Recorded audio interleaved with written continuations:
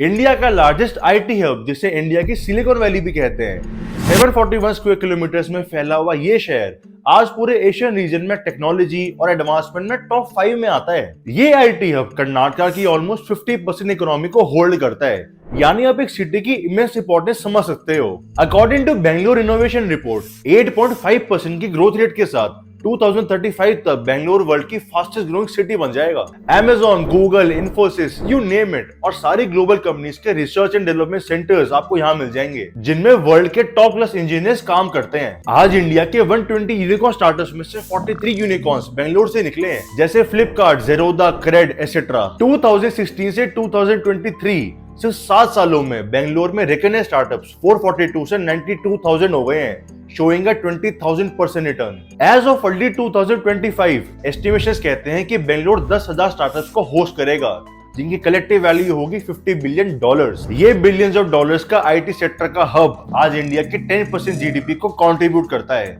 लेकिन पिछले कई सालों से बेंगलोर से जुड़ा सिलिकॉन वैली का नाम मिटता जा रहा है। आज बेंगलोर में लोगों को पानी नसीब नहीं हो रहा है तो पानी की शॉर्टेज हो रही है, फिर लोग बियर पी रहे हैं तो बियर की शॉर्टेज हो रही है। बेंगलोर वर्ल्ड की सेकंड मोस्ट कंजेस्टेड सिटी बन गया है, जहाँ पर 6 किलोमीटर पैदल जाओ या गाड़ी से सेम टाइम लगता है। एक तरफ बारिशों में सड़कों पर पानी भर जाता है तो दूसरी तरफ सिटी के बोरवेल्स और लेक्स सूखी पड़ी हैं। एक टाइम की सिलिकॉन वैली गार्डन सिटी आज कैसे गार्बेज सिटी बन गई है, आओ देखते हैं।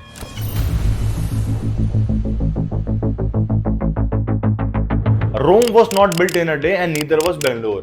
इसे आईटी हब बनने में कई डेकेड्स की मेहनत लगी है, जिसकी शुरुआत 1905 में हुई थी, जब पूरे एशियन रीजन में इलेक्ट्रिक स्ट्रीट लैंप सबसे पहले बेंगलोर में लगे थे। 4 साल बाद 1909 में Indian institute of science establish हुआ, जिसे जमशेदजी टाटा, स्वामी विवेकानंद और महाराजा मैसूर ने मिलकर बनाया था। और आज 100 साल बाद भी आईआईएससी इंडिया की टॉप यूनिवर्सिटीज में आता है, जिसने इंडिया को विक्रम साराभाई और होमी जे भाभा जैसे ग्रेट साइंटिस्ट दिए हैं। और यहीं से बेंगलोर की साइंस कैपिटल बनने की शुरुआत हो गई थी। 1927 में बेंगलोर में काफी सारे हॉस्पिटल्स, बिल्डिंग्स और पब्लिक पार्क्स बने, जिसके बाद से इसका नाम गार्डन सिटी ऑफ इंडिया पड़ गया था। फिर 1940 में हिंदुस्तान एरोनॉटिक्स लिमिटेड सेटअप हुआ, जो आज इंडिया की महारत्न पीएसयू कंपनी है, और उस टाइम में वर्ल्ड वॉर में स्ट्रैटेजिक इंपॉर्टेंस रखती थी। इंडिपेंडेंस के बाद से यहाँ पर डेवलपमेंट काफी तेजी से बढ़ी, जहां पर नॉर्थ कर्नाटका के काफी लोगों ने यहाँ पे माइग्रेट किया।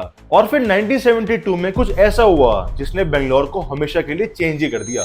1972 में इंडियन स्पेस रिसर्च ऑर्गेनाइजेशन यानी इसरो बेंगलोर में सेटअप हुआ, जिसके बाद से बेंगलोर इंडिया में साइंस और इनोवेशन का हेडक्वार्टर बन गया। इसी टाइम में गवर्नमेंट ने यहाँ आईटी सेक्टर्स में इन्वेस्ट किया और इलेक्ट्रॉनिक सिटीज और इंटरनेशनल टेक पार्क्स एस्टैब्लिश किए। सबसे पहले इन्फोसिस, विप्रो और टीसीएस जैसी बड़ी कंपनीज ने अपने हेडक्वार्टर्स यहाँ पे शुरू किए, और उसके बाद तो एक साइकिल ही बन गई। जब भी किसी कंपनी को अपना हेडक्वार्टर खोलना था तो वो बेंगलोर में ही एस्टैब्लिश करता था। और सिर्फ पुरानी बड़ी कंपनीज नहीं, नए स्टार्टअप्स भी यहीं पे ज्वाइन करने लग गए थे, क्योंकि उन्हें पता था कि पूरे इंडिया में सबसे आसान यहाँ पे एस्टैब्लिश करना होगा, क्योंकि कम रिस्क होगा और इंडिया के सारे टॉप माइंड्स बेंगलोर में ही बैठे हैं। और यहाँ पे आईआईएम और आईआईएससी जैसे इंस्टीट्यूट्स तो थे ही, जहाँ के ब्राइट माइंड्स इन कंपनीज को ज्वाइन करते थे, और यहाँ पर एक टेक इकोसिस्टम बन गया। और फिर आया 1991, इंडिया ने अपने दरवाजे पूरे वर्ल्ड के लिए खोल दिए, जिसके बाद आईबीएम, एसेंचर, ओरेकल सभी ने अपने आर&डी सेंटर्स यहाँ पर एस्टैब्लिश कर दिए। इंफ्रास्ट्रक्चर और टैलेंट पूल तो यहाँ पे था ही, जिसके बाद गूगल, आईबीएम, माइक्रोसॉफ्ट, हर बड़ी ग्लोबल कंपनी ने बेंगलोर में अपना हेडक्वार्टर एस्टैब्लिश कर लिया। और 20वीं सेंचुरी के एंड होते होते बेंगलोर इंडिया की सिलिकॉन वैली बन गया। 2023-24 में बेंगलोर ने 4 लाख करोड़ से भी ज्यादा के आईटी एक्सपोर्ट्स किए थे, जो नंबर 2019-20 से डबल हो गया है।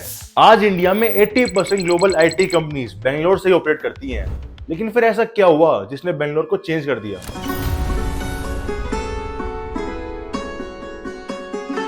एक तरफ तो कहते हैं कि आज बेंगलोर आधे इंडिया को पाल रहा है, और दूसरी तरफ बेंगलोर को मैन मेड डिजास्टर कहा जाता है। रिपोर्ट्स के अकॉर्डिंग बेंगलोर में हर साल 10% से प्रॉपर्टी के प्राइसेस इंक्रीज हो रहे हैं, जिसकी वजह से लोग बाकी सिटीज में ट्रांसफर कर रहे हैं जहां पर प्रॉपर्टी प्राइसेस कम हैं। आज से 10 साल पहले तक इंडिया में गुड़गांव, बेंगलोर, मुंबई, पुणे ये 3-4 हाईटेक सिटीज थी, लेकिन अब हैदराबाद, जयपुर, अहमदाबाद, चंडीगढ़ इन टियर 2 सिटीज में भी टेक पार्क्स एस्टैब्लिश हो रहे हैं, और इन सिटीज में ट्रैफिक भी काफी कम है। अब इन वीडियोस को देख लो। Tech Corridor Outer Ring Road witnessed an unusually massive traffic jam on the September 27th evening. Bangalore में आज इतना ट्रैफिक हो गया है कि 6 किलोमीटर ट्रैवल करने के लिए 3 घंटे लग जाते हैं। Nitin Gadkari road and transport minister होने के बावजूद खुद कहते हैं कि बेंगलोर के ट्रैफिक का कोई इलाज नहीं है। But Bangalore traffic jam is a big problem. I am not capable to resolve that. और इस ट्रैफिक की वजह से लोगों का सिर्फ टाइम नहीं, उनकी प्रोडक्टिविटी भी वेस्ट हो रही है। हर साल बेंगलोर को ट्रैफिक की वजह से 20,000 करोड़ का लॉस हो रहा है। लास्ट ईयर जनवरी से अगस्त सिर्फ 7 महीनों में ट्रैफिक कंजेशन 465 किलोमीटर से 4 गुना बढ़ के 1638 किलोमीटर हो गया है।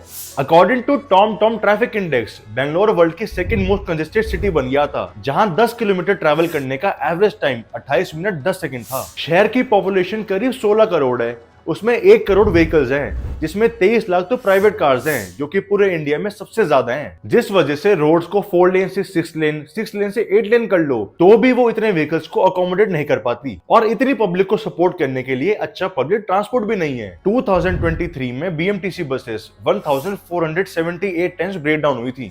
बेंगलोर ट्रैफिक पुलिस के डेटा के अकॉर्डिंग फरवरी से अप्रैल सिर्फ 3 महीने में 2400 से भी ज्यादा एक्सीडेंट्स रिपोर्ट हुए थे, जिसमें 71% एक्सीडेंट्स का रीजन ये बसेस का ब्रेक डाउन था। और इस ब्रेकडाउन से ट्रैफिक एटलीस्ट आधा घंटा तो रुक ही जाता है, क्योंकि बसेस कभी भी कहीं भी रुक जाती हैं। Approximately 25% BMTC buses over aged है, जहां पर उन्हें daily distance minimum 206 kilometre travel करना चाहिए।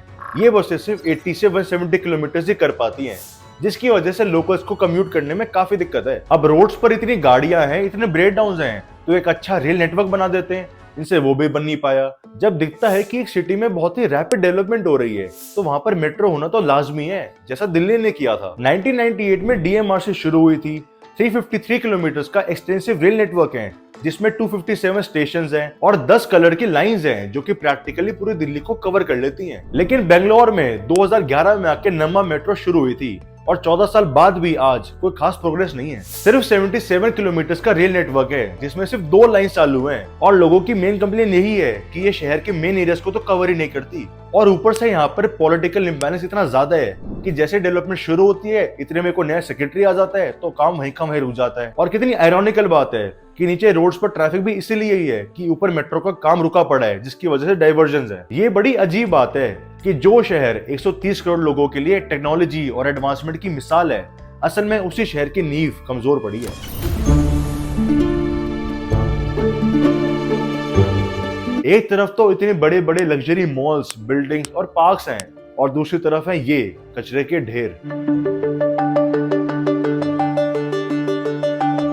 Has Bengaluru gone from being the garden city to garbage city? Bengaluru citizens definitely think so.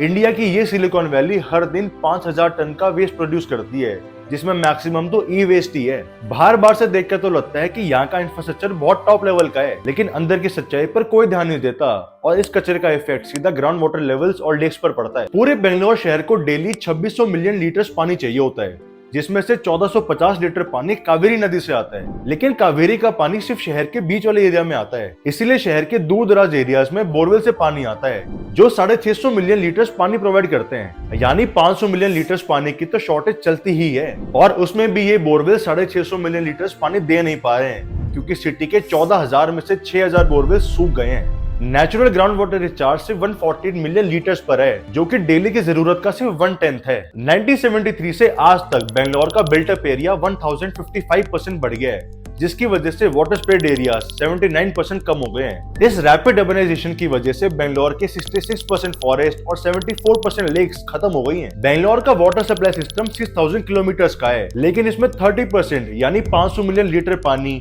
Faulty pipes और लीक की वजह से वेस्ट ही हो जाता है। एक रेसिडेंट चिया जया राजू, जो हर हफ्ते कम्युनिटी वाटर टैप की लाइन में खड़ी होती है, वो बताती है कि पहले हफ्ते में 2 बार पानी आता था, लेकिन अब पानी भी एक बार आता है, और वाटर टैंकर के प्राइसेस भी डबल हो गए हैं। जो टैंकर पहले 1000-1200 में आता था, वो आज 3000 रुपए का हो गया। इतनी फनी बात है कि वाटर शॉर्टेज की वजह से बेंगलोरियंस पब्स और कैफेज में एक्स्ट्रा बियर पीने लग गए थे, जिसकी वजह से बियर शॉर्टेज भी होने वाली थी।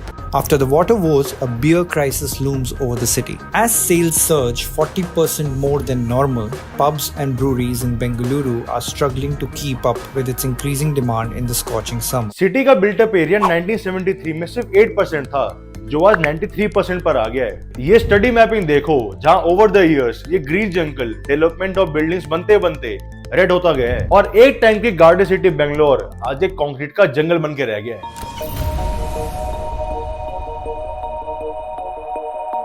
कहीं सिख्स पर अटैक करके उन्हें बेंगलोर छोड़ने को कहा जा रहा है। Sikh family that's been brutally assaulted in Bengaluru. कहीं सिक्किम के लोगों को चाइनीज बोला जा रहा है। A 28-year-old from Sikkim, identified as Dinesh Subba, was thrashed by 3 miscreants in the wee hours of August 16. He was jeered with racial slurs by the miscreants who called him Chinese. Bangalore में हिंदी ना बोलने देने के किस्से तो आपने सुन लिए होंगे। Only Kannada. इतना ज्यादा बढ़ गया है कि आरसीबी की टीम ने अपना इंस्टाग्राम पर हिंदी का पेज बनाया था, तो उस पर भी लोकल्स भड़क गए थे। अब बेंगलोर की कंपनीज और स्टार्टअप्स में सिर्फ लोकल कर्नाटका या फिर साउथ के लोग तो काम नहीं करते, बल्कि नॉर्थ इंडियंस और नॉर्थ ईस्टर्नर्स भी काम करते हैं। लेकिन रिसेंट ईयर्स में इन्हें काफी ज्यादा हेट और रेसिज्म फेस करना पड़ रहा है। ये लोकल्स इन्हें शहर छोड़ने के लिए कह रहे हैं, लेकिन ये लोकल्स ये भूल जाते हैं कि इन्हीं आउटसाइडर्स ने बाहर से माइग्रेट करके कंपनीज में काम करके इनकी सिटी और स्टेट की जीडीपी को फ्लरिश किया है और बेंगलोर को एक आईटी हब बनाया है। लेकिन अब ये रेसिज्म कम होने की प्रोबेबिलिटी काफी कम दिख रही है। Underpaid, overworked but no option, ये कहना है बेंगलोर में काम करते आईटी एम्प्लॉइज का। सुबह जल्दी उठ के पहले घर के काम करो, फिर भरे ट्रैफिक में ऑफिस जाओ, वहां पर हद से ज्यादा काम करो, बॉस के ताने सुनो, फिर वापस से ट्रैफिक में फंस के घर पहुंचो और फिर रात को थक हार के अगर गलती से बाहर घूमने निकल जाओ तो वहां पर रेसिज्म फेस करो। ये हालात हो गई है आज के टाइम में एक एवरेज बेंगलोर के एम्प्लॉय की। और आज बेंगलोर में इतने सारे इमिग्रेंट्स काम करने के लिए आ गए हैं, जिसकी वजह से बेंगलोर मेन सिटी में 421 स्लम्स हो गए हैं, जो कि आईटी हब की चकाचौंध में छुप जाते हैं। बेंगलोर ने पिछले कुछ सालों में आईटी सेक्टर पर इतना ज्यादा ध्यान दिया है कि वो बाकी चीजों पर ध्यान देना ही भूल गए हैं। खराब सड़कें, lack of public transport, overburdened water and power supply और रेसिज्म और डिस्क्रिमिनेशन तो इतना है कि आपको ही पता है। इस सबसे बेंगलोर की इकोनॉमी पर भारी इफेक्ट पड़ रहा है। सबसे पहले तो ब्रेन ड्रेन और टैलेंट शॉर्टेज, ये बाकी टीयर 2 सिटीज बेंगलोर के वर्कर्स को अट्रैक्ट कर रही है, जिसकी वजह से बेंगलोर की आईटी कंपनीज को वहां पर वर्कर्स ढूंढने में दिक्कत आएगी। और जब कंपनीज को यहाँ पर स्किल्ड वर्कर्स नहीं मिलेंगे तो कंपनीज भी इन सिटीज में शिफ्ट हो जाएंगी, जिसकी वजह से बेंगलोर को और ज्यादा लॉस होगा। और जो छोटे स्टार्टअप्स होते हैं जो प्रॉफिट की उम्मीद से यहाँ पर खुले थे, वो भी बंद हो जाएंगे क्योंकि वर्कर्स ही नहीं है। अगर बेंगलोर पब्लिक ट्रांसपोर्ट और सस्टेनेबल डेवलपमेंट पर फोकस करे तो ट्रैफिक और पोल्यूशन जैसी समस्याओं से निवारण मिल सकता है। रेन वाटर हार्वेस्टिंग और रिसाइक्लिंग प्रैक्टिसेस की बहुत नीड है, और जब तक यहाँ की गवर्नमेंट कुछ नहीं करेगी तब तक कुछ नहीं हो सकता, क्योंकि यहाँ पर मैक्सिमम प्रॉब्लम्स पब्लिक सेक्टर की हैं। इसीलिए बेंगलोर के गवर्नमेंट और प्राइवेट सेक्टर को मिलके 5-year प्लान नहीं बल्कि 50-year प्लान बनाने की नीड है, जिससे बेंगलोर का आईटी सेक्टर का नाम और सिलिकॉन वैली ऐसी फ्लरिश करते रहे और इंडिया की जीडीपी को बढ़ाती रहे। नेक्स्ट कौन सी सिटी को कवर करो आप मुझे कमेंट्स में जरूर बताना। जाने से पहले चैनल को सब्सक्राइब करते जाना। मिलते हैं नेक्स्ट वीडियो में।